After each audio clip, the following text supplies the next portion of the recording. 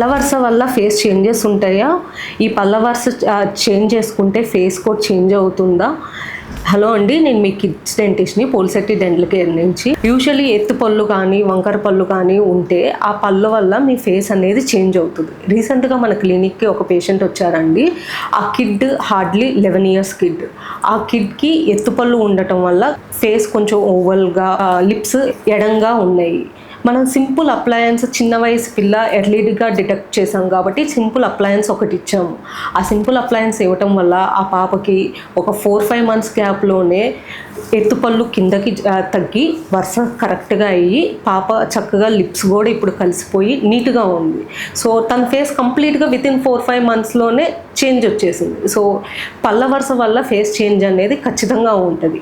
అది మీ పిల్లలు సరిగ్గా నవిలి తినకపోవటం వల్ల మసిల్స్ ఎసిమెట్రీగా ఉండి ఫేస్ కూడా షేప్ మారిపోతుంది. సో పళ్ళ వరుస కరెక్ట్ చేసుకుంటే దానికి తగ్గట్టు ఫేస్ కూడా నీట్గా వచ్చేస్తుంది.